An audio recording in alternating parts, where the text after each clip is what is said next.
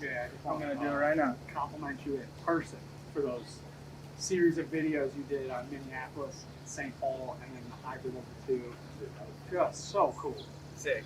I like that you called it the hybrid of the two for the Minnesota one. Yes. The Minnesota one, I actually started putting together in October, and then it turned out to be just whatever. Like, I had some good shots, but with all the stuff that I shot this winter and this spring and putting it together in the full film, I thought it was a great way for everybody that's kind of bumming out, staying inside right now, to like realize, hey, like, we have a beautiful state and cities here, like, and it's unfortunate that at the time we couldn't really be out and about in the city, but we knew, we'll be back soon, and for the time being, let's just look at all the great memories that we've had here. Yes. I'm curious, from like how much did you have to go out and produce, and how much did you already like have backlog to do that full series? Yeah, me and Mike Welsh, who I do all my drone operations with, we, right when lockdown started, we knew they were going to turn the blue lights on throughout the city to commend all the, police officers, nurses, anyone in blue. And so we went just to go get a few of those shots. And then we realized, like, there is literally nobody downtown right now. It is as empty as it's ever been. And then we started thinking, like, historically, has it ever in its existence been locked down like this? And this is the first time we're able to see all this architecture, this whole city in its nakedness as it is, without people. And most of those drone shots you're not allowed to go and get when there are people there, because then you're breaking the rules, you're flying over people. So when there's no people there, we can go and get those angles. So like on a day like today, we wouldn't be able to just go fly in some of those same spots because, plenty of crowds and traffic. But and then it just turned into, we had a night with the full moon. It was beautiful. And then we were like, let's just keep getting more shots. And then a lot of the shots of the stadiums, like US Bank Stadium, Target Center, those I had already had. In prior years, we shot the interiors of those, and then once we saw all these empty streets, we looked at all this footage of these empty seats of the stadiums, Yep. And it really fit as like a whole project. They kind of blended together, and it showed all we have to offer, all the memories we had, and we just got to bunker down and hope we can get back to all those amazing stadiums and venues soon. Absolutely, man. The one with the St. Paul Saints, I think that was my favorite one. That seemed like you shot it that. So the Saints one was, we talked to CHS Field, and they had seen our Minneapolis video, and they're like, oh, we'd love to be in your St. Paul film. So when the lights turned on. Yeah, they had and that's the thing, is St. Paul is trickier for drone operating than Minneapolis, because the St. Paul airport is downtown there. Okay. So there's a lot more restricted areas there, and we couldn't fly our drone in CHS Field or around CHS Field. So that shot is so far away, and we're on a zoomed in lens, because that's like as close as we could have got to the stadium without being in restricted airspace. So, Gotcha. But yeah, it was something where, they were down to be in it, and we were like, just turn the lights on and we'll, toss that on. And it was a very simple, for how it affected the film, it was such a simple shot to get to really showcase all the venues St. Paul has. And then once we were making the St. Paul one, we took it from more of a look at, how it is in this Corona desolate state. Mm-hmm. And we took St. Paul, and that was more of a learning experience where we wanted to like look into like, what are all the amazing companies, brands, and teams and venues that make St. Paul what it is. Because I'm a Minneapolis history nerd, but I'd never looked into St. Paul, and St. Paul is insane. Like, I learned a lot while we were shooting it, and we started incorporating all these older sound bites I'd gotten from the Minnesota Historical Society of all these old Hamm's beer commercials. I was curious how you got those sound bites. Okay. And yeah, because obviously when we're having the Minneapolis Miracle Call and all those in the Minneapolis video, those are something we can just ask the Vikings and Timberwolves, can we get permission to use? But for a lot of the older stuff, there's no. It's such old content that they make it. Most of it is public domain, so you can use that stuff so long as you're not directly profiting. So if you're directly profiting, then you got to get like some weird permissions from like 3M and Hams and all these companies. But So how many like people? So you posted that video on your story, and I feel like first because you always post like the 5 or 6 different stories where it all kind of combines together, and then you post it on your page. And I noticed like right when you posted it on your page, like it felt like someone just grabbed it and then just blasted it off to everybody, and all of a sudden everybody had it. Yeah, and that was the thing is I actually up until these videos I'd never posted on Instagram TV, which is like, you know, as a filmmaker, that's what I should have been posting. I truly thought, you know, I always posted square format on Instagram because I was like that. It looks good or it's a cool aesthetic. But then I realized like there's probably could have been a lot more viewership on other videos that we made if I'd just been posting on Instagram TV, because that's the thing is somebody, you know, grabbed it and then it started getting shared and I learned like, okay, I'm never gonna not post on Instagram TV again because that's, and you're seeing the video in its entirety, which is the important part. So so straight up, like those projects, they meant a lot to me just because you guys know I love this metropolis, and I will live here my whole life, guaranteed. Yeah, you always say that to us. You're like, I love this city so much, I'm never leaving. I'm like, really? You don't want to go like explore and then come back? A little, but like this is always home base, you know. Yeah, okay. It's a great home base to have. Like, you know, here we are at the end of May, and we're about to experience the nicest 3 months there is to know in the humankind. So we made it. You know, that's the thing is it's a work ethic. I think like you worked hard during the winter to like suck it up, and it was kind of, you know, you're in the streets and you're like, man, like, oh, it's another snow on the roads, driving sucks, like, but you work hard and you suck it up and you sit back and wait for these months, and then it just turns into beautiful. Right. Yeah, and that's a great parallel to like, I know you well enough to know that when you created those videos, it wasn't for it to go viral, it wasn't to get all this recognition. You created it because you're like, I want to highlight these cities. People are probably stressed right now. People are probably struggling. And I want to give them some type of like, hey, look at what we actually have like at our fingertips. I'm just going to create it and see what comes of it. And then it goes and it takes off, but that was not necessarily your intention. So I just love seeing like, you know, you putting in the work just because you love the damn thing, and then people know, like people can feel your work, and that's what actually makes it go to take it to different places. Most definitely, and I think one of the coolest feedbacks I'd gotten on that was on the Minneapolis video. I'd used Hubert Humphrey is the guy doing the speech at the end, and Hubert Humphrey, for those of you guys that only know the Hubert H. Humphrey Metrodome, Hubert H. Humphrey was like one of the biggest political figures in Minnesota history, a big civil rights leader, and he you know, left a huge legacy in Minneapolis and St. Paul. And in the words he's talking about, it's from a 1968 National Democratic Convention speech about the Vietnam War. So he's talking about the Vietnam War, but I started listening to those speeches and I was realizing what he's talking about with like, we're facing a crisis here. It's, you know, it's relatable to what's going on right now. It's just instead of us having to go fight somewhere, we're at a war in our own homes. You know, we're stuck at home having to fight a similar concept, just, you know, no guns and stuff. But yeah, and I know, so it's funny that we're all here right now because I planned this outdoor podcast back in March, and still kind of playing it out to watch the whole thing again and again. We didn't know if it was like chill or not. But yeah, here. Right. Yeah. And like you were like, yeah, there's just a lot of frustration. Like as we continue, I think we pushed it off like 2 or 3, maybe 4 times, and every time you're like, yeah, it's just frustrating because I have so many clients, I have so many different people, such as like finishing up that Gam House video, and maybe a couple other people, and you're just like, yeah, it's tough to just hunker down and hold in. And now I feel like we're finally to the point where it's like kind of got a little bit of sense of freedom now.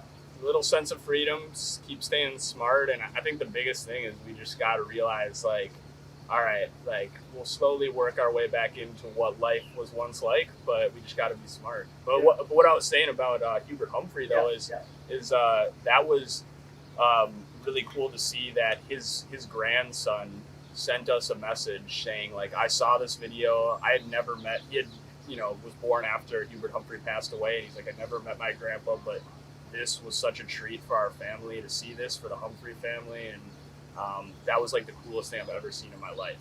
No doubt that was like the coolest comment I've ever gotten, was he got to witness that with his family, and then RT Ryback, the mayor of former mayor of Minneapolis, was like reaching out and saying it's awesome. Amy Klobuchar technically ripped it, but it's fine. It's totally fine. I just like it's like I'm happy. Well, the only reason Hey, can we get this man some sunglasses? He's smoking. it's all bright and stuff. Sick. There you go, dude. Yep. There you go. Put those on. Oh, you have an extra pair, don't you? Yeah. Oh, yeah. All right. Wow, hey, you looking fast, bro. It's like a $12 drop. Gas queen. You suck. Those are $20 at Walmart. They bought them last week. These were $10. No way. Yeah, $10. Yeah, Ty. I know we're using your camera for photos, but you can take photos with your phone. I want to capture this beautiful moment with the boys, dude. Cheers, man. Cheers, fam. Cheers. Cheers. So good to have you, dude. Thank you, Jay. Always appreciate your work. Yes, I honestly I think that like even just being out here right now, like we got to just do we should just live stream the podcast from the drone the whole time, and From the drone? we could live stream it from the drone. How could you do that? It has a setting where you could live stream to Facebook, or you can't live straight to Instagram. Let's go to Facebook. You can go Or YouTube, either doesn't matter. YouTube, and then the audio comes from it comes from your literally so if you have your controller, the audio of your controller is so if you're holding the controller, the phone is just taking your audio. Obviously, it'll be a bunch of buzzing and stuff. Yeah. But I think that would be sick. Ask your fans, say, hey, Backpocket fam, do you guys want to see all of our stuff be live streamed via drone from now? We know a guy. Yeah. Hey, Ty, while you're there, can you hit record on the Sony or The A7. the A7, the old classic? And then, and I was just saying, Amy Klobuchar, it's so funny just because, I'm really happy that, I'm just happy Minnesota people are seeing this and being, happy about it and, taking pride in their Twin Cities. So that's all I care about. But all my, associates and co-producers that I work with at Rally Studios, they're all like, dude, she ripped your video. You gotta, you could, ask her to cease and desist and, and I didn't care, but it's funny because technically what she did, another politician, I believe it's Congresswoman Omar. I don't. Yes, Omar. She posted it too, but she actually reached out and said, "Hey, can I post this?" So it's funny how she did it the right way. We're actually trying to get you on the podcast.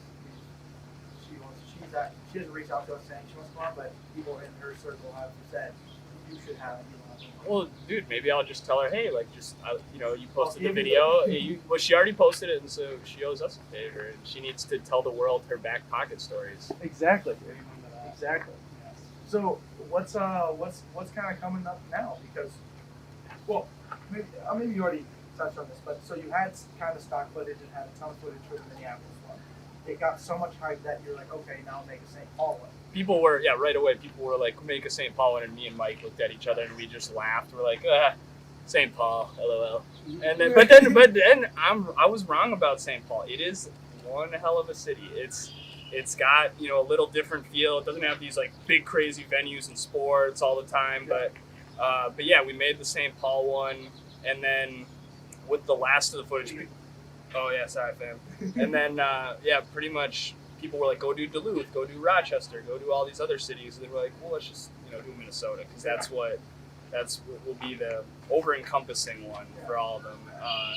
And then just finished that, and then right now it's Big Time Yam Fam music video. So which one is that? Is that for an unreleased song? No. It's released now. It's Wow. Yes. Wow is a jam. It is so good. It's a jam, and it was really hard on all of us realizing we already shot 50% of this music video, and we're just gonna have to sit here and see when we can. And just the other day we finished filming it. It is looking like the best thing I've ever shot. In terms of, we had great production value. Some of the scenes are in their live show at First Ave. Some of it's in Target Center. We got them in there. And then, a few mystery stuff that you'll find out. But in Yam House, they did a good job staying, it's hard for all artists right now because they can't go and have concerts. They had to cancel their Palace Theater show. And that was a big bummer for them. But they've been able to just, look forward and be like, hey, we got this. Stay Like, afloat. they're staying afloat better than ever. Yeah. Well, yeah, we keep hitting their booking agent up to see if they can still play Coachella. And she's like, nope, still got concerts. Nope, still got concerts. Like, so they're not taking any concerts off their summer balance right before their summer Rolodex. Because I know they're going on their in quotes world tour, right, around the southern part of the United States. Yep, they got a lot. Which I still think they're doing that, right? I guess so. I guess that'd be something that I didn't even ask, but I think they're on a level right now where they're, they were able to hunker down and they were able to create a lot more stuff that even I haven't heard yet, and so I just think that most artists hopefully use this time to find that similar setup where you can build a foundation, like start new, get outside your box, and hopefully it comes to full fruition now that we're in summer. Shout out to Yam fans. Those guys just work so hard. I know they care about each other and they just want to make that next leap. Because they truly dominated the sandbox when they played at First Ave in December of 2018-19 and just sold the damn thing out like with 2 months prior to even the show being played. So it's just awesome to see their success. I'm stoked to see this music video for a while too. Because when I listened to that song, I immediately texted Lars and I was like, you guys experimenting on your sound every single time you do it, it shocks me and it's like just so impressive. They're just, they need to be known worldwide. I want them to be known. Yeah, and it's I see so many of these artists that it's all opinionated, but there's some artists out there that I just feel like aren't really giving good messages, like are kind of lame and stuff. Right. And like Yam House, like it's like how are people more impressed by like I guess I'll take some shots. Tekashi, dude, you already read my mind. It's like how does that guy go and set the record for most views on a hip hop music video ever in 24 hours? How does he go and do that on house arrest? I mean, I'm sure everybody's like, oh, he just got off house arrest, we have to watch this video. Yeah. But it's sad because it's like, he's just sitting there talking about like, look at me, I'm a boss, like you suck, like, and then Yam House is just trying to inspire younger people, and it's like, damn, I really wish they could get that kind of publicity. Yeah. But I think you look at it, kind of change your lens from like video views and impressions, or just the overall knowing. Like, we just hope more people know about Yam House because we understand that the few and small between people that they're inspiring right now, which when I say few, there's thousands, like that could be brilliant. And we know that the more they grow, the more they do it the right way, it's going to take 10 years. And I just never realized that it takes a long time to build the thing that you love to do. It's not like Backpocket and what we're doing is not going to blow up tomorrow. It could, but it's not. There's a very, very small chance that it could. But the reason it would is because we consistently do stuff like this. We're just happy. We were on our way here after like scrambling to go get these chairs, scrambling to go get this and that, to get everything ready for 2:30, and then I'm like, we're driving on our way here. I'm like, we're literally doing all this just to sit down and talk. And we're all doing this, and it Brogan didn't show up or whoever. Like, it didn't matter. Like, we're still doing it because we absolutely want to do it. And I see that same thing in Yam House. That buy-in of their most dedicated group of people that see so much inspiration from them. That's only going to take Yam House to the next level. But how cool is it that they can do what they love and inspire other people to do what they love and just continue to grow? Like, they're not stopping, just like we're not stopping, and they're going to just continue to grow. It's a hero's journey. It's a hero's journey. It takes a long time. I just didn't realize how long it actually takes. And technically, like, the more failures, the better. Technically, like you got to fail a lot, like to see it. And I'm sure Yam House has had their fair share. What's up, fams? What's up, fams? People on this Backpocket boys. Backpocket! We're getting shouts from the Stone Arch Bridge. Pretty cool stuff. Spring break. Spring break. Spring break. That was fucking lit. That was really cool. That was awesome. I wonder if that guy knows this. I don't know. It doesn't matter. No, Now he does. Yeah, now he does, right? Holy cow. That's amazing. So I would love, since you're the Minneapolis historian, and we're sitting here in the Mill City Ruins?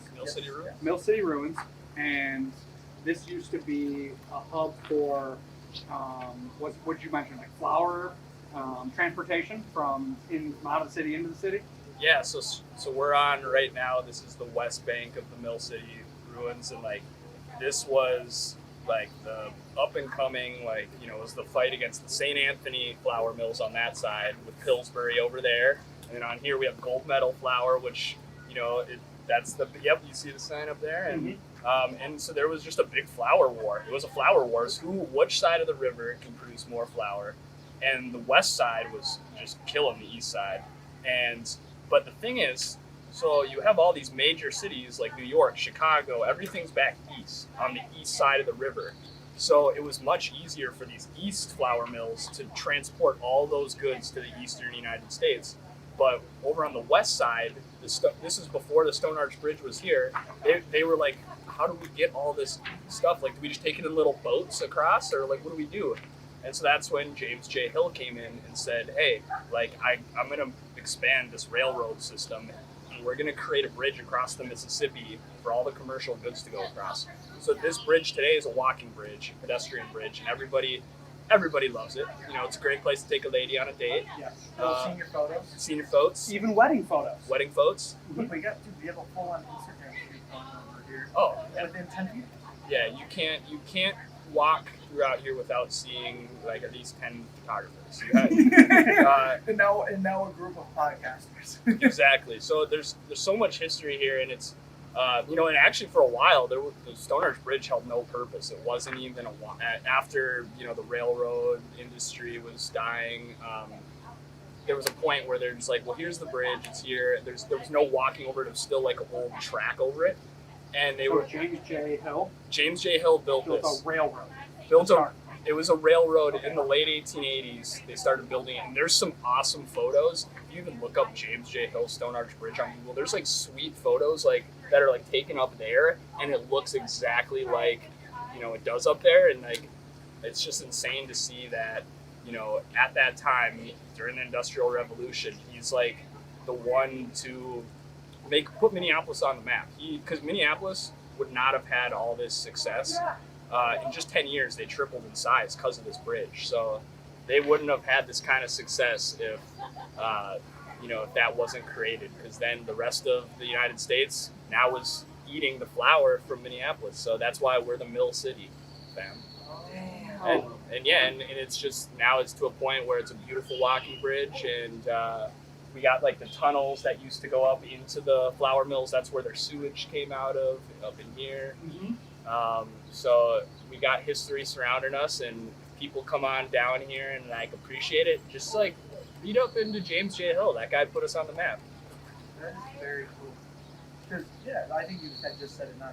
We were like the #1 producer of flour in the world. In the world. In the world. And from 1880 to 1920, yeah, it was like we were technically, I'm sure there's weird variations of how you for sure tell this, but essentially we were we were the biggest food producers in the world for that span.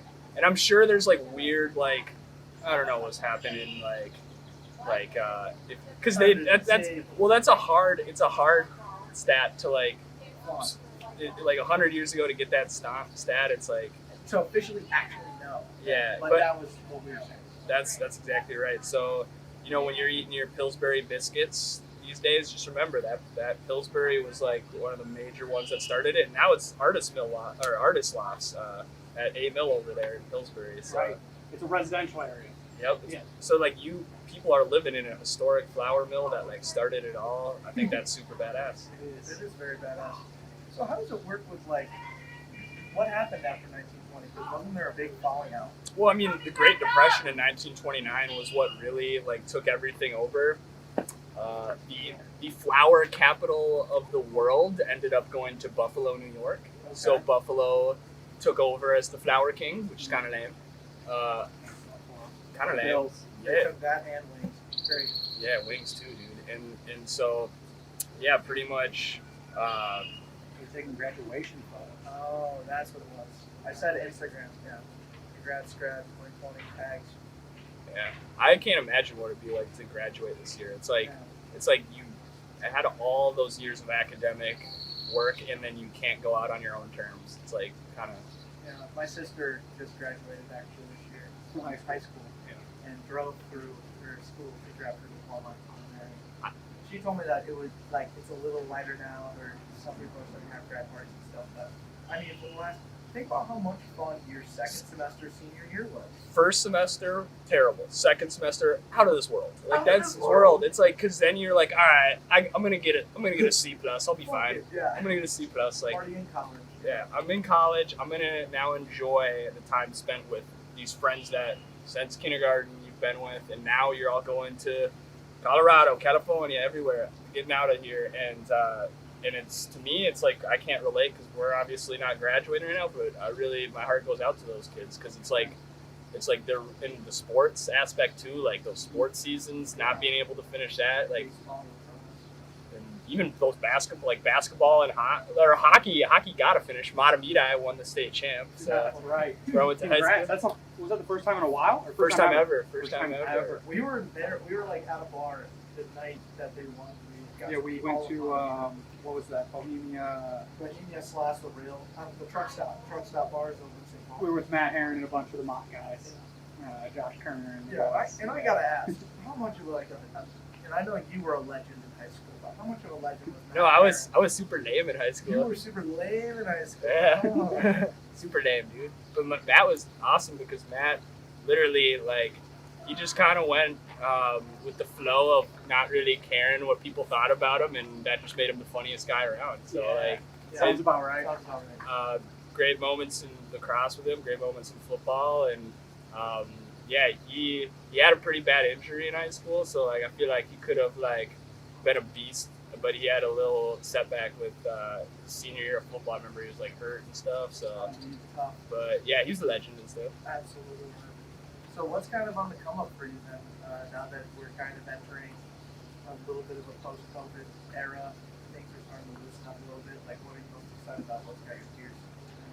Well, it's mainly the Yam House at it, but the other thing is there are a lot of people reaching out about, you know, shoots right now, but a lot of it's kind of interesting like parameters because some of our bigger clients, you know, we're not going to be doing big traveling shoots this year because, you know, that whole industry is going to be hurt. They don't want like a set of 30 people to film a commercial this year. So I remember when we filmed that little thing for the beginning of the kickoff for our year of podcasting, you were saying how you were down in Florida and you were filming like you had to edit out like palm trees and stuff for a car company because they didn't want any of the trees in their shots and stuff. We're shooting Kubota tractors in That's what it was in Florida, and it's like here we are in a field of, you know, just straight palm trees everywhere, and this you know, the client is here on set with us, and he's like, yeah, so we're trying to make this look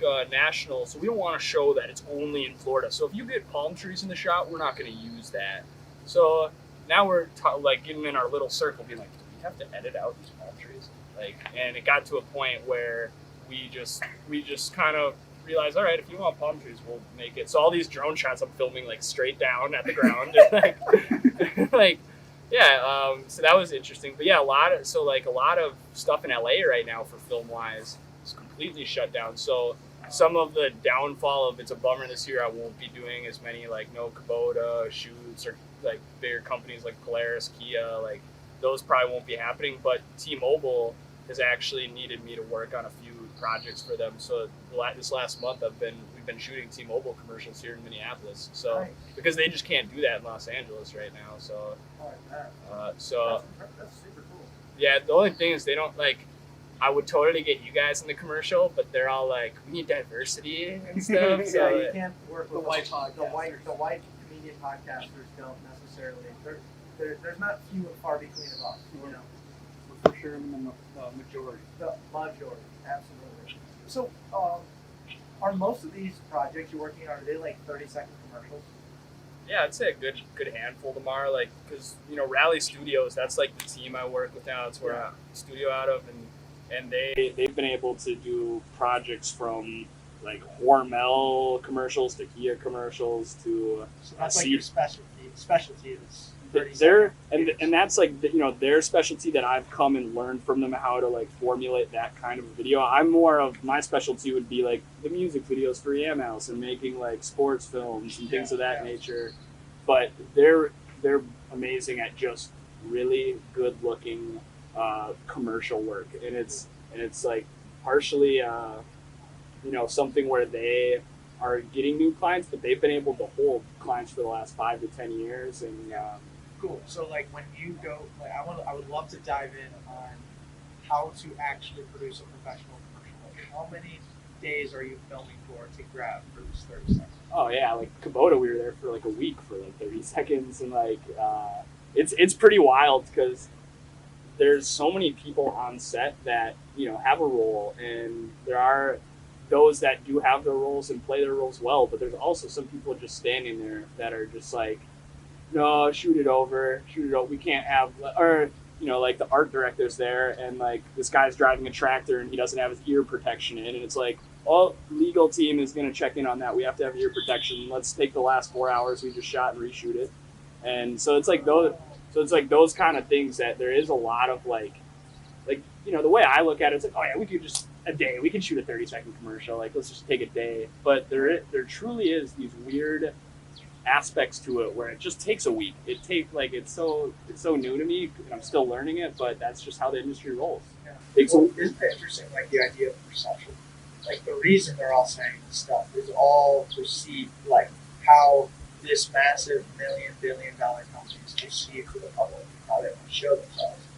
It's so funny how, like, the newer companies and the people that this is very, to me, when I do a competition like this, it's like, the more you show me, the more you tell me about, the more I'm interested.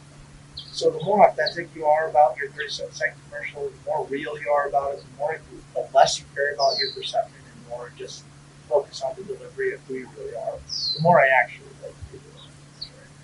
Yeah, no, that's like actually awesome to hear, just because that's what I wanted to like try to get these rally fams like to see is like, I think there is corporate people out there that are like, no, we have to have it all clean and nice looking, but I think adding this creative comedic level to commercials is like a no-brainer. So like the stuff I'm doing with McQuaid with his LaCroix stuff, like I was just about to bring that up. yeah, it's like that's something that, hey, you were about to bring that up. It was, yeah. Sick, dude. Anyways, continue. Yeah, it's something where, man, if I'm sitting watching TV, I'd much rather see something along the lines of McQuaid having his little dancing, and yeah, hit me up. I would way rather see McQuaid dancing in the rain with LaCroix, and some sort of creative story to go with it, rather than just like, oh, a slow motion shot of some water pouring and like drink Miller Lite and like and like a light. I think there's so much potential with how you can work with these commercials, and somebody could sit there and maybe it's not perfectly like you're selling Kubota tractors or something, and you have to specify details like lease for blah blah blah, and like you have to do those things. I get that, but there's got to be a happy medium where we can start having these commercials be something that somebody's like, oh, commercials are like the same way for the Super Bowl. People are excited to watch commercials for the Super Bowl, and that's because that's the competition of everybody's like, let's throw away the rules, let's make something awesome and creative. Right. And it's the most successful commercials there are out there. So I just look at that little bit of sample, and I think, man, if you could really just start getting that more of a wide scale thing, these companies are going to see way more viewership, way more, because like how many times have we seen just commercials where it's like the simplicity of it, like all like restaurants, like you see slow-mo food shots and like it's like, yeah, and these chicken nuggets falling with moisture. We get it. You paid like $100,000 for a guy to like shoot really nice slow-mo shots of your food, but why isn't there like a sweet story that you can make a 30-second little like comedic thing on? Like I think, and I'm not saying you have to go comedic every way, but comedic, like that's what makes you guys awesome, is you guys are freaking hilarious. Like it's something where it's got to meet in the middle. I understand it can't be commercials like what I do with McQuaid, where it's like the LaCroix flamboyant. There's like, just what is he even doing right now? But sometimes that's what people like. Sometimes people are like, what is he doing? Like, yeah, right. Well, I also think there's a shift in the medium, right? Why does everyone throw their best creative talent at the Super Bowl? Because it's the most viewed thing ever. Like that's everybody watches the Super Bowl every single year. To the same reason, like why you wouldn't put a lot of ad dollars to putting a commercial out on like local broadcasting channels where like your budget, it's budget in versus like eyes, right? But still, to your point, like I think instead of looking at it that way, where it's like money in to an ad and then to just kind of create awareness, why not be more creative about where you place your ads or how you place it? Like I think we brought up Wendy's. You know, Wendy's has Wendy's the Baconator. Yeah, Wendy's spends money on showing you slow motion food if they're shot during a football game on a Saturday. But what they also do that I actually appreciate more of them is they have a hilarious Twitter. Their Twitter game. Oh yes. Their Twitter game. What was that? I think it's a bird. No, that was a phone. I think you had an emergency call. Yeah, oh shit, you want to dial. Dial. Dang. Should I call him back? Don't call him back. Don't call him back. Okay, call back 911. I don't know how to. Yeah, you just actually. Say. It's when you can hit the. Hit it. Just hit it. Yeah, give me a second. Yeah, just. And no, it's one. Come on. It's. This is Andrew. Yes, everything was okay. I just double clicked wrong call. Sorry. All right, you as well. Goodbye. Crisis averted. Oh my god. This is Donald Trump. I was just wondering if you're okay. Yeah. In all serious, guys, my heart just started to race. Who was that? It was 911. They called you back. It was the local police. Yeah, local police. And they called back and saying, is everything okay? Oh. This is Donald Trump. Just checking if you got your check. Just seeing if you got your check. Oh, you have the 1200? No problem. Continue onward. Yeah, we're like, whew. All right, dude. Hey. Wow. At least I knew exactly what was happening because I've accidentally done that same thing. If you hit like your volume button like 5 times in a row, it automatically calls 911. It seems like push it down a couple of Right, yeah. Crazy. But with Wendy's though, the one thing that's super dope about that dude is they're playing off of their freedom of speech. They can say what they want to say, and now we understand. We get it. Like people say the wildest things now. We see so many different messages out there that we can take a step back and realize, hey, we know if Wendy's gets a little like on edge about like they're pretty specific and harsh and like, oh, I can't believe they just said that. Like that's hilarious. Like there's the leniency to do that now for companies because we know you're being funny. We know you're not like really trying to call people out, start beef on Twitter. We get that you are there, you're marketing, and you're just trying a new way of it, and I respect that a lot. I do too. Yeah, I think Barstool does it one of the best, and we've grown up with Barstool. I mean, granted they've been around for 17 years, but we've known about them for a whole decade now, and they're some of the ones that do it better than anybody else, and it's crazy that like we have all these social platforms that allow a personalization of $1 billion company like a Wendy's. So like I feel like that's just kind of at the root of what we're saying is like, yeah, for Rally Studios to kind of dump and dump all kinds of videos all the time because they're getting paid for it. That's just like that's the medium that you guys are in. You're trying to say, hey, there's a totally different medium that's going on that's creating this different content. Why not try that content in this old medium and just kind of be the unique people in the space? See what happens. Who knows? Yeah. No, and being unique is special, and that's like Nice, good quote. hey, and I'm saying it because like we are trying our best to show, like I'm saying we as in the 4 of us are trying our best to show our true selves, and that's what's unique. It's not like we're overdoing anything to like be this ostentatious like thing. We're just trying to be us to the max and like allow people to see that true self. And when you create something for McQuaid, and I believe it's for his wedding, is that correct? Yeah. And we were just like one day like, man, the flowers look so pretty right now. Like, why have we never noticed these hibiscus blooms or these dogwood trees or whatever? Like these dogwood trees, man, I didn't even know they were called dogwood trees, fam. Like, and so we saw them. Now that I know that. Yeah, we saw them and we're like, all right, we gotta shoot these somehow. So because at that point we'd only been waiting to do this LaCroix film at his wedding because McQuaid's fiance was nice enough to let us crash the wedding with this LaCroix film. So he's gonna be all like at the altar in his sick dopeness. You're and, kidding. and, No way. and I really hope LaCroix, like, it'd be really cool if they like sponsored the wedding and just sent us like a castle of LaCroix or something. Like, that'd be kind of sick. Have they reached out or anything?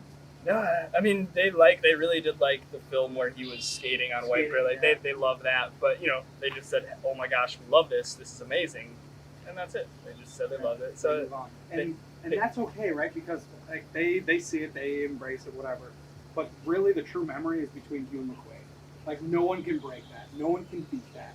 And you guys put forth the effort to build that bond. and just when we shot that, like, you know, even though LaCroix didn't want to do anything, and that's fine, we were able to, you know, learn and work on a new project. Plus, Michelle Kwan saw the video, and then Michelle Kwan came out to Minnesota to shoot with us. So something did cool come out of it. Is like, you know, I remember we were probably in like kindergarten when Michelle Kwan was like just ripping it up at the Olympics. And, Right. And yeah, it was like she just like slid into my DMs and was like, "Can you do a film of like that for me?" And I was like, "Yeah, it sucks because it's snowed since then, because it was so cool to see How clear it was. like, it's very rare, and I don't think I've seen it in my life, where I think that was the first time where you see right to the bottom. It was thick enough. There were like 10 kids skating out there the night before, so I was like, oh, if there's 10 kids McQuaid's weight, we'll be fine out there. And so, yeah, and we got out there, and you know what's crazy is we were literally filming that for like 20 minutes. We just shot for 20 minutes, and it gets a lot of viewers. Got Michelle Kwan to see it, but we worked really hard on this newer film, and like nobody really cared about it. So it's kind of funny how you put in, you know, some minutes in one film and it does a lot better, and then you like, oh, let's work really hard on this other, and it just doesn't do as good. So, but either way, there's a memory with McQuaid, and we love LaCroix. We're gonna drink LaCroix till we die, the same way I'm gonna live in Minneapolis till I die. So, yeah, I never have a bad day when we're making LaCroix films. Amen to that, brother. Ty, how you doing over there, brother? Really hot. Appreciate the sunglasses, fam. Thank you for the sunglasses. Yeah. Yeah, I mean, it's warm out here. I think I'm getting into the color. Good. You Red. take your shirt off, man. You're Gonna be buttoned up. I was off and I went back up for this. Hot. So, yeah, so like if you don't have a shirt on right now and you do get sunburned, is that like catastrophic? I just have no middle. Like, I'll just burn her. Burner. Feel the burn. Avoid burn. Yeah. No, I love that, man. It is great. It's so good to be back. A little background, Ty, or Jay. We haven't even seen Ty since before COVID. And we were like, hey, Wait, today's the first day? Yeah, first day. Dude, so cute. We're cherishing this moment. this is a big moment for us. It's so funny. What's up, fams? Fellas, Spring break 2020. welcome to the Freedom Tour. Freedom Tour commence. The back pocket. Yeah, it's, of course, it's, yes. Yes, we're live streaming on YouTube right now. If you want to see it, we're on YouTube right now. Tag us, Backpocket Podcast on Instagram. You're beautiful humans. Love you guys. Look at this. We're grabbing new listeners just by having a conversation outside. That's cool shit. So that sparks my question of what does back pocket need to do more of? And now that we're doing this, like you and Jay, you challenged us to do something like this. Ty, you've been with us. You understand what we can do and what we want to do. Yeah. I'm curious from your guys' perspective, like what else, with just podcasting alone, or even just like being the back pocket guys, what do you think we can do to do what, like that's super cool. That's one person walking across, a flock of people walking across Stone Arch Bridge being like, hey, what the fuck are you guys doing? Yeah, I'll listen. I'll listen.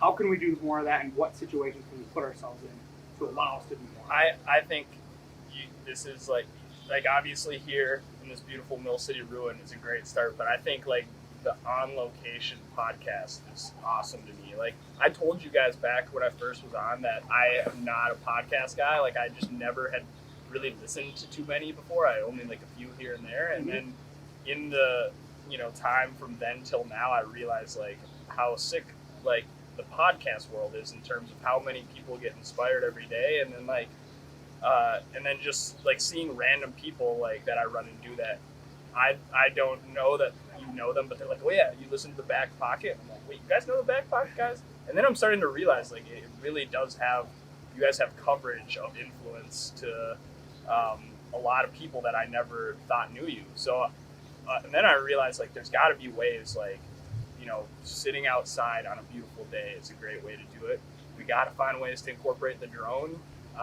I'd say like Boatchella type stuff, like that kind of stuff is insane. I wish I was at Boatchella last year. I see like all the photos and videos from that, and it looks like the coolest time there ever was. Right. Except for the guy that lost his drone. Yeah. But I'd say the challenge for you guys is probably not to change a thing in terms of, you know, Declan's out here just with his shirt off just because he wants to get some sun and rays and stuff, and like maybe that's not like the PC way somebody would broadcast to somebody, but that's how he does it, and it's, you know, it's your guys' own style. So I'd say the style that you guys have, stick with that like hardcore, and then just find little things here and there that can keep expanding like where you guys are, who you guys have, and I love the versatility of who you guys have. Like even like when you guys were doing the Devani's guy, like that was awesome because it's just like I love Devani so much. I want to know about how, and I never would have guessed like all those years wondering, what was Devani's, like how did that get all started and all this. And it's like I never would have guessed that there would be people like yourselves to sit that guy down and get the info out of him of like what his awesome story is. So because Devani's isn't something like, oh, you don't have like the Domino's pizza founder in here, but Devani's is such a sweet, awesome restaurant that like I want to know what's going on, and you guys are the guys to like get those guys in, call out all the people with interesting stories to tell, sit them down, and you lead the way.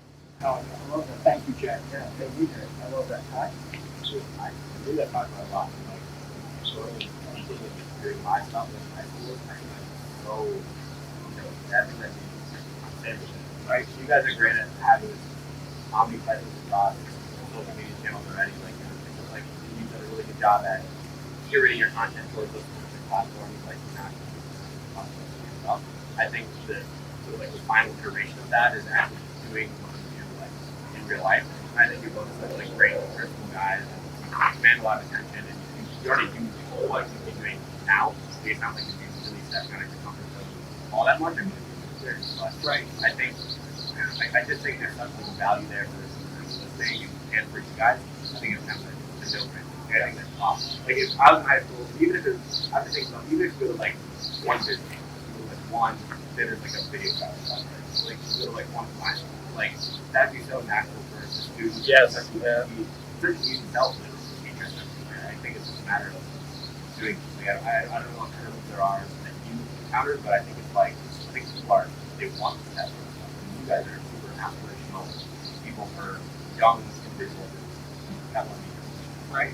Oh, yeah. Thank you, Tom. No, I agree. I think for the speaking part of it, like that UW challenge just 4 or 5 weeks ago and said by July 1st you better have like your first speaking because you guys have something. And I mean, it's not that we've gotten distracted, but I've just been trying to find different ways to attack it. And to your point, Ty, I think we just need to focus more on it. I think right now, like Andrew and I are caught up in the idea that like we can only do so much as Andrew and I.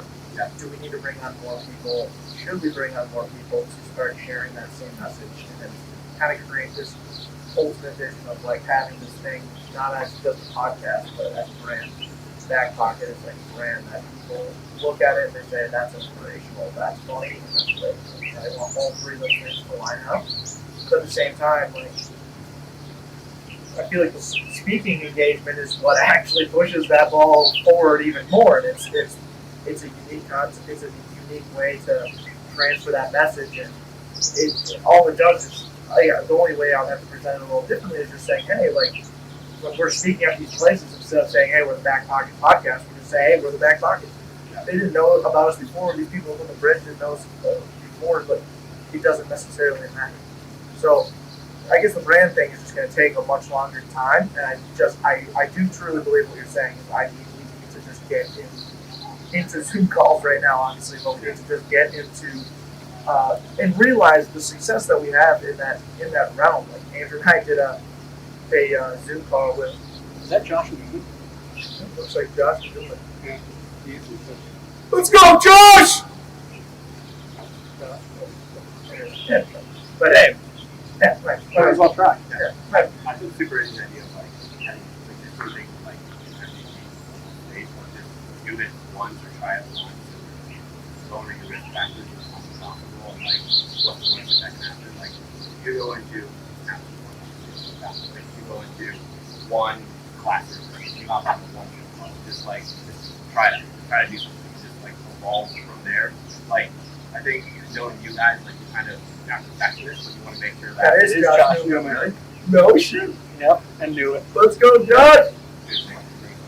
Yeah, he's the founder of KindLips. That's amazing. We haven't. I don't think we've seen him since we had him on. No, we saw him one more No, time. we had him on. Okay, Jay, you gotta act as if like we're just gonna get him on right away. Like he's talking right when he gets over, like give that one.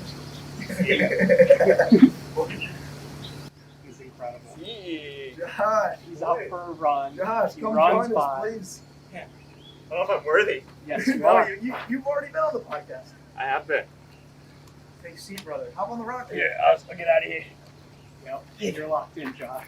Josh, are you just on a You're in. run here? I mean, you might want to call it that. More of a jog walk. Hey, I love it, dude. How you Jog. been, dude? Yeah. I've been well. Jog. COVID free, living the dream. There you go. Yeah. I'm assuming you didn't see our Instagram post saying to come join us at the Mill City. Yeah, but Ruins. I ran. Literally ran here to come I participate. gotta get on. Yeah. I saw those glasses and I was like, man, I want to look at myself in those glasses. That's right. Yeah, I'm telling you, if you're and if you're jogging or running, these are the glasses you need. Absolutely. I started posting about these like 2 days ago, and people were like, "Oh, these are my running glasses." I was like, "Since when?" These are, I've always been running glasses. I just thought they had an incredible speed. They're beautiful. And I think like both you guys' mustaches too Yeah. stop COVID from getting in your mouth. How you been, dude? Yeah. How's the last 6 weeks been? Man, Speak a little bit. crazy. I was in Mexico, made it the last day home before they shut the border down. So that was kind of a fun little adventure. Full photo finish. Sold my house like a few days later. Started working with Ben V from Woodchuck, making those face shields. Yeah. The PPE So, mask. yeah. I went from 5 to 300 and some employees in about 2 weeks. So I learned a lot about business doing that. That was done in like 6 weeks, and then back to KindLips full time, and it's been fun. Yeah. Congrats to getting with Ellen on the Ellen Show and being Oh. part of the gift bags. Thank you. Yeah, that's incredible. Yeah, it was really fun. Hopefully, it's kind of unfortunate timing how all this Couple weeks happened. later, Yeah, a lot of the momentum the wind got taken out of the sails, but we'll get it back. Yeah, but real quick, speaking of momentum, you're like a famous superstar in Japan. No comment. You are though. The last time I No. saw you, just for context, I'd like you to fill in the blank from here, but the last time I saw you was you gave us like 106 KindLips for our Backpocket Season 3 live show. Right. And we were just hanging out, chatting, catching up in right outside your house. And you're like, yeah, I'm about to head to Japan for the winter, or like for the holidays pretty much.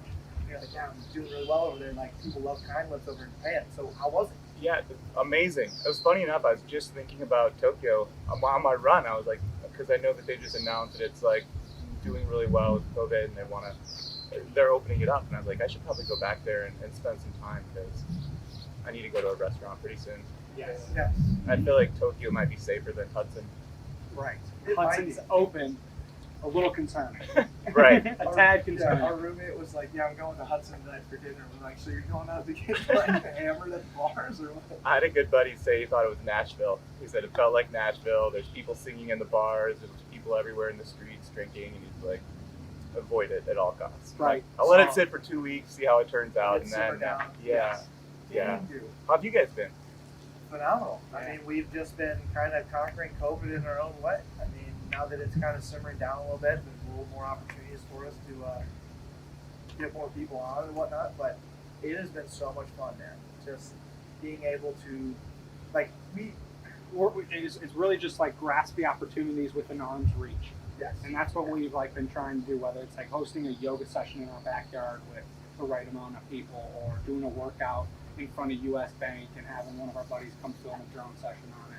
And doing like just some mini things where we can, you know, interact with the people we care about and do it in the right way, the ethical way, but at the same time continue to push this cool little brand that we've been trying to build for 4 years. I wouldn't say little. Yeah. I would say big. Okay, thank you. No, and I've seen all the stuff. I'm jealous that I don't get invited to these workouts. Not because I want to show up there and I'll make you guys look good by my inability to work out extremely hard. Great, right? But I would. I need more. That's it. Let me just make sure we're recording. Yeah. Oh my God, we're recording. But I want to. No, I would Oh, love okay. to. I need opportunities to get out of my little condo and work for out. sure. So. I know a couple places, smaller places that hit us up and said, hey, we're going to start doing workouts again. You guys Cool. want to join? So I'm not mentally tough enough to do the jump in the cold water. That's not my thing. we're But getting a big pool up north, and we're going to fill it with tons of ice. And I'm going to get a bunch of people up there, and we're all going to jump in and do workouts together very slow. It's going to be the next thing. I love it. Allegedly. So we got to get you absolutely in there. I saw my boy and your guys' boy as well, Jason Coons, dipping his head Yeah. first into tanks of water now, so he's elevating He is his elevating. game. I think He's raising the bar. raising the bar. He's doing it anywhere and everywhere he can. Coonsy. We were just talking about Coonsy. Yeah. That guy's incredible. Was it his birthday just recently? Was that? No, I don't know. no, it wasn't. Okay. I've known him for a lot of years, and he's been we've been really good friends. Stood up in his wedding, and he's one of my boys. So Gotcha. amazing human being. We went and did Tony Robbins together.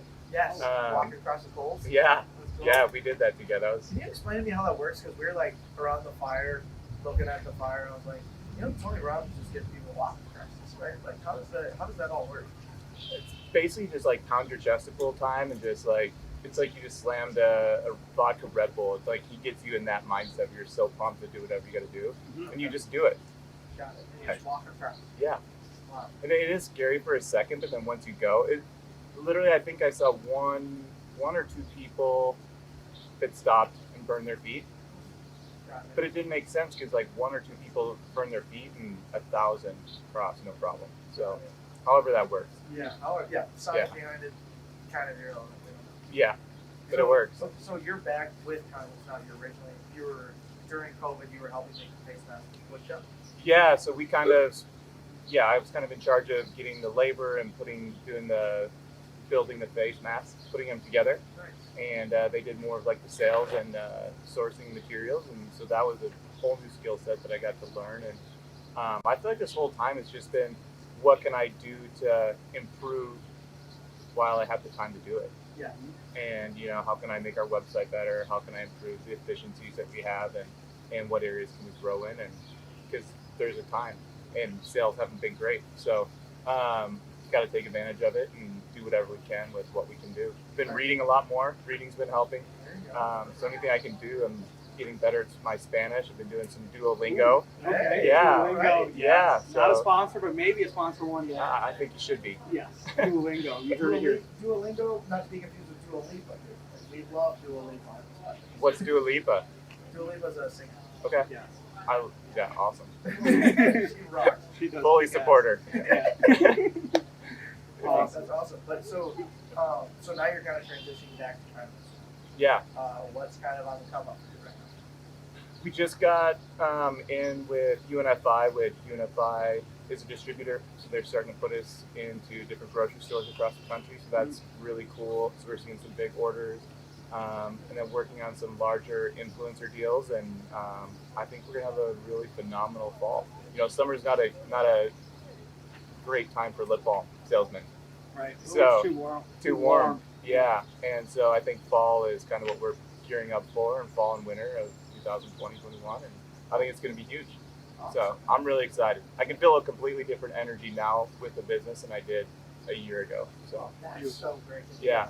It was funny. We were just at a cabin and I was cleaning up, and like some girl was like looking for her stuff, and with where her stuff was, nice. she had her KindLips. Get her KindLips on. I was We- like, here we go. We all need that reminder to speak kind words, and me as well. That's amazing. What is okay, so this is on brand KindLips, so I'd love to hear, what is the most kind act you've done or received during this quarantine time?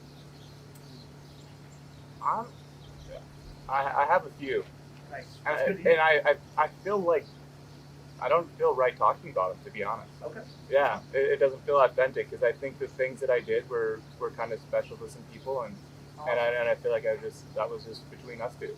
That's So, cool. but one thing that I did yesterday was I went for a run yesterday, and I was running back down by Starbucks by Whole Foods, and I ran by this guy, and he was just sitting down there on this bench, and he looked really sad.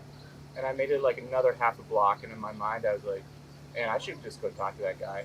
And I stopped and I started walking, and probably was an excuse because I'm sure it's close to being out of breath too. So started walking, and I was just like kind of this struggle with like, man, I should go say something to this guy, and I was like, nah, that's just whatever. And then the thought came in my head, like, what if he was going to commit suicide tonight?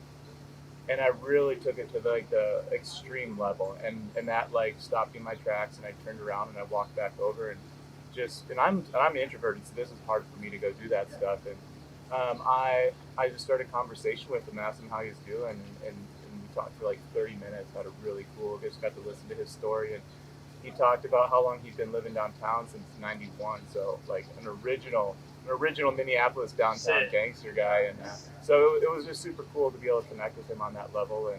And then I left there, and I was like, I think that was the right decision.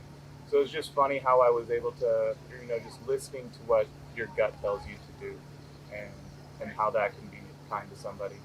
So, and I felt good about myself doing it as well. So it was a win-win. Oh, that's amazing. Way to take the time. Yeah. That's awesome. Well, hope And we're I got not to catch my breath too. So. Yes, absolutely. Well, I hope we're not taking time away from your No, I'm gonna let you guys get back to talking. I'm glad I could drop in. Yes. And Come here, man. yeah, Oh, so good to see you, bro. I'm all sweaty. Of course. Yeah. Of course, bro. So good to Awesome see you. Stuff. Thank you. Yeah, you're the man, Josh. Let me know whenever you guys want to get together, and Yes. Yes, let's I'll actually, hopefully be in a little better shape by then. Yeah, Oh, real quick absolutely. introduction. Josh, this is Jay. Jay, I think I Jay, met Josh. you once. Were Yeah. you? He shoots drone footage Okay. across. I know I've seen you somewhere, Yeah. but You've definitely seen his Sick. videos all maybe over it's been social. on maybe it's been online or something. I don't know. Mhm. But, Did you see the rocking it. Minneapolis video by chance? yeah. Yeah. Yeah. You work with Mike? Yeah, Sky King. Yeah. So I know Mike and Phyllis really well. Oh, Yeah, awesome. so I've known Mike. We used to go to church together back in Substance a long time ago. So I knew him, and we've done a couple different events together. And yeah, that's probably how it was. That's how I met you with Mike. Yeah, me and Mike have in the last 4 years, everything we do is I saw him run, like, work-wise is that's together. Cool. Josh Neumann. Yeah, That's the he's drone we back. operate. He's such a phenomenal dude. So He was the first person to be like, you just like edit work for me. I'll let you use my gear whenever, and it just turned into a perfect partnership. This is a, so. this dude, is a that's success. awesome. Do we have Well the done. audio? I Do thought we know that was that? sick. So Yeah. cool. Yeah. Nice Keep to it meet you, up, boys. Josh. Awesome, Hey, Josh. Run out of here. Keep running. You literally. Keep running, Josh. And don't ever stop. Follow your dreams. Follow your dreams, Josh. I'm just gonna wipe all the sweat on my leg. Yeah. Oh, that is cool. That is cool. And that actually, that's like, I think you already conquered a challenge just there. Like the fact that you guys did this, that's what you get out of it. Somebody's running that you've already known, and they come in, like they just give you their sweet word. Like, Yeah. Crazy. Right. did you guys see him up there, or was he? No, Andrew saw him from Saw over there, him which is a running good over there. 75 feet. That's impressive that you He saw was him. running on the elevated. He was at least 50 yards away, and I was like, "That's Josh Neumann," but I only saw the back of his head. Yeah, I could tell by the running form, even though I've never seen him. It's his personality. Oh, that's so great. The summer for Backpocket should be like the summer of locations. Like I feel like you guys should just be like on and dude, like let's go in Target Center, let's go in like let's go in CHS Field, let's go in like cool like just places where like maybe like Timberwolves are practicing behind you and you're just back. Yeah. Well, I was also thinking just like more nature spots like this is just fantastic. Like the fact that we can go remote now, like we can just go totally off grid. Right. We're using our own energy from this generator. That generator costs like, granted, it costs like a good chunk of change, like $350, $400. But it's a quiet generator. We put it 50 feet away. Got a nice cord, gets you your power, 4 hours. Hopefully, it doesn't cut out on us. We lose everything now. It'll be tragic, but like Save it. nonetheless. No, we can't really save it. Right. That's like kind of the coolest part about all of this. But Yeah, to me that was incredible. It just I didn't know who you guys were. Josh is Josh. Well, it's just a buddy, but the fact that that guy is that guy, and he came and just gave you guys some awesome words. I just want to see more of that. And I think your guys' fans are gonna be like all about like the idea that that guy just genuinely came and just podcasted it up. Like I don't know. I was amazed the whole time. I was like, gosh, this because at first when he sat down, I was like, oh, it's just their buddy. Then I was like, wait, this is a guy they've had on here before? And then, He was on before you, dude. dude, that guy, he seems like he's got a pretty cool thing going. Like, he was on the Ellen show and all that. And His product, he was originally in real estate. He was the #1 real estate guy way before he went to all you can be thing. And dominated kind of like luxury area condos, apartments here in Minneapolis. And just was like, I don't love doing this anymore. I'm not providing enough like true like passion and life into the individual across from me. So he was like, I want to start something new, and he went through the process of like creating a lit bulb, and he created KindLips, and he had been doing it for maybe a year or maybe just over a year when he came on our show in February last year, and since then he's been able to become like he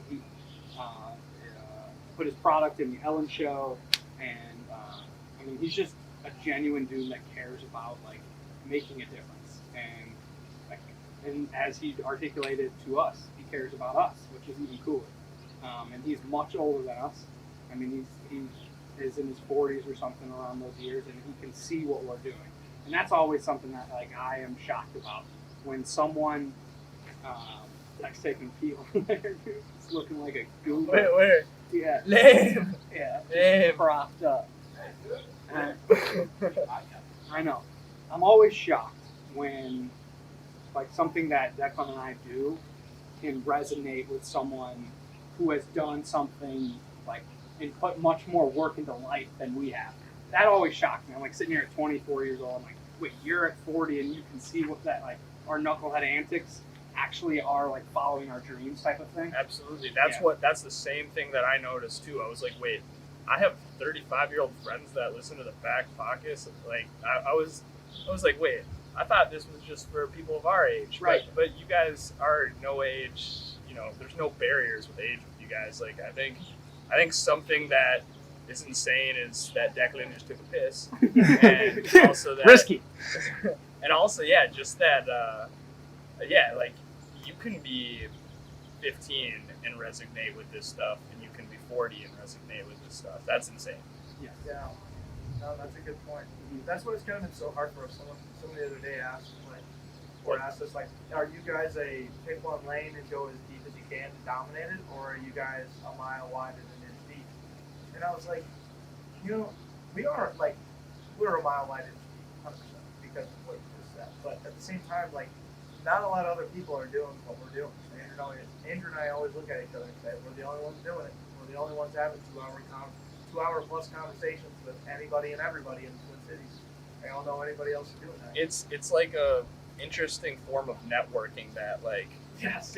15, 20 years ago, this type of networking's unheard of. But it's like now like everybody wants to listen in and everybody wants to just run up and be on, and like it's really cool. And like even like because you guys are hitting home obviously with 24-year-old age, like people of our stature, of course, like people love that. But to see that guy respect you guys, to see like all these other people like really wanting to hear the messages, even like when you guys have had like Gabby on here on this show, like I thought that one was awesome because Gabby's gone and like done her own just whole platform.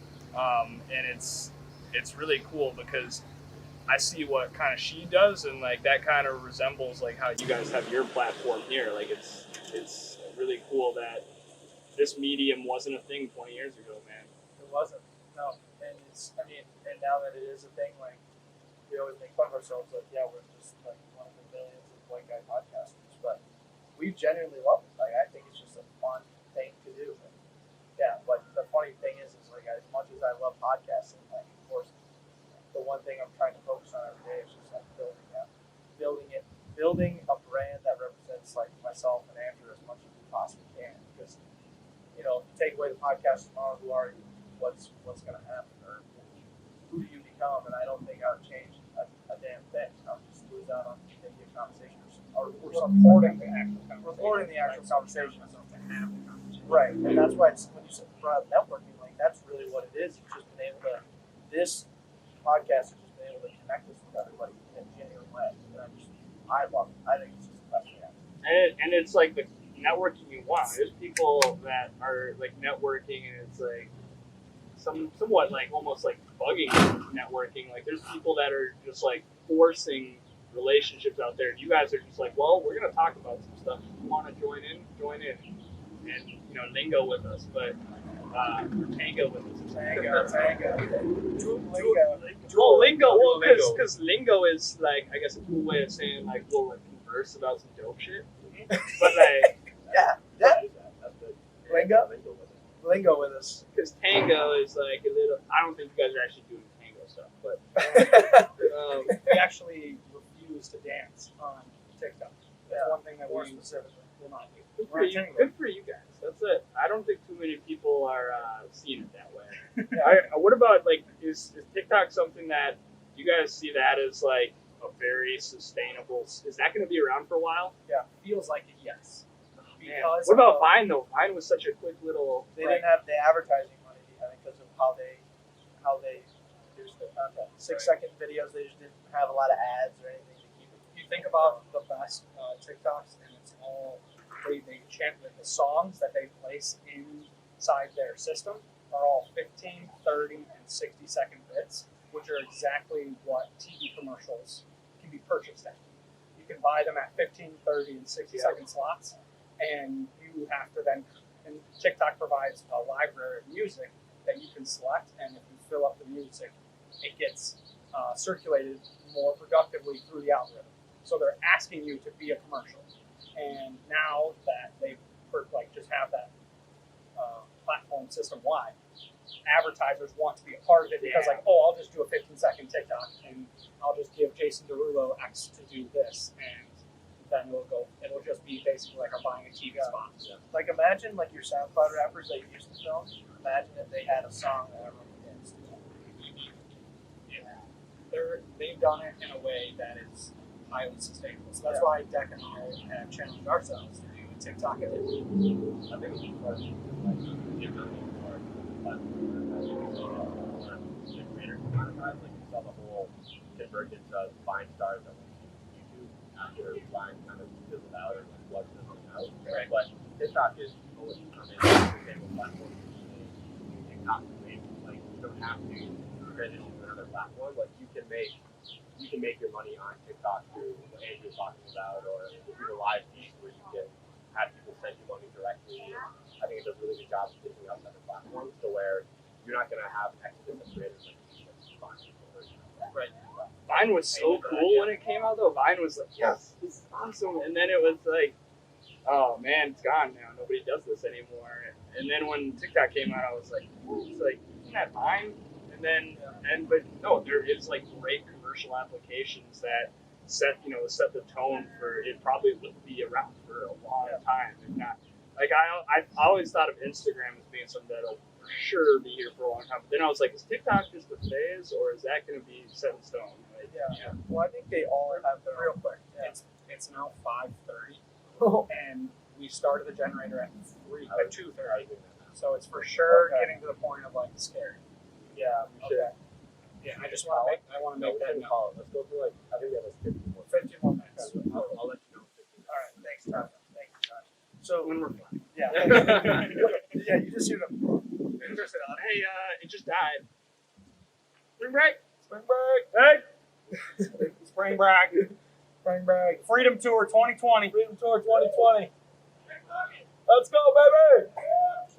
Wait, those fans know you? Those fans know us. Well, they have to see the sign, which is fantastic. It's so easy for them to yell what it is. Good place there. It's so ridiculous. So you guys put that there for the aerial view of humans up there. Yes. I thought you were doing it for the aerial view of the drone. I was too. Originally, my thought was a That was drone, it, and as yeah. people started walking by, I was like, So, wow, this worked out way better than I thought. It was drone first, then realizing Stone Arch is actually Seriously. Drone, then the stone. yeah, Drone. drone. No, man. I would like your opinion on this, though, because most, or professional photography is wide. It's 16 width by 9 high. That's the typical ratio you'll shoot it. But TikTok is completely 9 by 16. 9 by 16, 9 wide by 16 tall. And so when we were editing, when I was going through and producing all the footage that you shot for us back in January for the Backpocket season 4 hike, I found it very fun to try and use those wide shots, but still show it in a vertical sense. That was impressive. When I saw it edit, I was like, damn, okay, so Declan actually knows what he's doing. Because when I gave you guys the footage, I was like, all right, let's see what they do with it. And you guys actually put a really good piece together with the aspect ratio thing's a bummer because it's like I was just sharing with you guys, like I for the longest time think I've been doing the wrong aspect ratio and to be quite honest, I feel like those Twin Cities videos, if I posted it all square and not on Instagram TV, I don't think it would have been seen nearly. No. But you guys have seen the TikTok thing, and you were able to take that, formulate it to your new application. So this era is like a weird era of aspect ratios because what's always been traditionally wide, 16 by 9. Now we all have these 9 by 16 phones. So how do you meet in the middle, or how do you convert all the way to this new aspect ratio? And you did it. Yes, thank you, man. But I think a part of it is like you don't do drone photography justice if it's vertical. In my opinion, you have to do it kind of the way I did, where you're kind of doing it, zooming out as you're propelling or whatever. Like you just want to make sure that they see the wide shot because that's what makes drone cinematography special. Getting everything. But I do think there is an aspect of when we're filming with our DSLR, almost every single time when it's on one person, granted, we need to do wide here because it's both Andrew and I, but if it's a single person, we rotate it sideways every single time because you can go, when you take a wide shot down to the square of an Instagram or maybe a bird shot, it just doesn't look natural enough. So when you rotate it, everything, when you crunch it down vertically like that, it just works perfectly. So I would challenge you, like, is there a way that we could turn something just sideways, like everyone's seeing it, and film completely sideways on a whole commercial or on a whole thing, and just see what you do on the post production side of things? Because when you film that way, that's when you're capturing the vertical sense. So maybe you capture it a different way, maybe you look at things a different way, maybe things vibe a different way. You know what I'm saying? Yeah, it's weird because humans are freaking vertical. Like, why are we all vertical? So you're working with all these advertisers. Are they thinking about vertical video? Like you're working with these huge traditional companies and these traditional corporate shoots. Are they thinking about changing their aspect ratio or adapting it at all? Or are they just like, you know what, plug and play? Dude, that's a stellar question because straight up right now, everybody is. What do we do? Everybody They're really right now. They're like, what the fuck's going on? well, they're like, all right, do we do vertical? Do we do wide? Like everybody has no clue, including myself. It's so hard because there's benefits to both. You have a square post on Instagram; it fills up more of the screen, more people see it. But then you're not getting, the Instagram TV shares, so these agencies and these clients that have these big brands, I think a lot of them have, people that are smart in there that are figuring it out, but there's also ones that are just like, we'll leave that up for you guys to decide. So, and I think from 2018 to 2020, these last couple of years here, it has just been a free for all. But I think next year, maybe this year, we'll see a tone for everybody follows the system. You often find that these agencies are the ones that are leading the change or the ones that are lagging behind. Because I would think these guys are doing new media in the complete definition of the word. This is no corporations are out here doing podcasts. Live stream podcasting outside. And so I think about these agencies and I think about how just they do traditional plug and play cookie cutter type stuff. But then again, there's always those fun people that want to do things like wow, that's really good. So do you find that they're the ones that are initiating that change, or are they just kind of the laggards? They're from what I've seen, they're lagging. But then from what I've seen that projects I haven't been a part of, I'm like, oh yeah, they did that right. And so, but anything I've been a part of, I've been like, what are you guys doing? This is insane. And real quick, cheers to no corporations, man. I've noticed. I mean, no, not saying I'm just saying in terms of producing a medium or a media, and you're doing it just out of your own Backpocket, you're doing it out of your own like will. Those projects seem to me to be the most fun and the most influential and the coolest. Nobody was paying me to do any of those Twin Cities videos, and they turned out cool. Nobody was paying me to go on White Bear Lake, and it turned out cool. And every episode you guys are doing, nobody's like, I'm gonna send a check for you guys to go interview. Go in. Yeah, like, I'm not gonna send. Nobody's sending you guys checks to go interview, local folks here. Like, but that's what people want, and so I think right now it is that it's a weird hiatus of people are gonna figure out content in terms of how do we showcase it, how do we do it with more creativity. But the one thing that I'm really amped on right now is like I'm amped on that you guys see that same route of like, let's put the corporations aside, let's like actually try to be cool. Amen to that.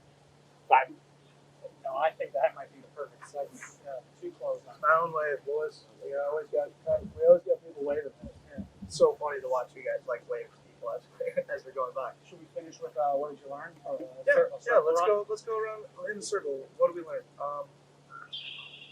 What did we Who wants to start? Okay, I could start too. All right. I just think that going. I'm just amazed by the Josh thing because like I told you I didn't know who that was, and just hearing the respect he had when he talked to you, we'll see it in this episode. Like he thinks you guys are awesome, and like We think he's awesome. I just was like realizing that there is no age. There's no age when it comes to what you guys have to say. That's what I learned today. Thanks, Jay. That's awesome. I love that. I learned that, this is going to be funny coming from a podcaster, but you don't always need to say something for it to come to fruition. So many times I feel like I have to like actively say something or move and create the situation for it to actually happen. But in reality, like there are so many times when I like truly pause and sit back and the thing still happens, or something that I didn't expect to happen that's even more influential, more powerful, even more just cooler happens. And it's simple as this situation that we're doing right now.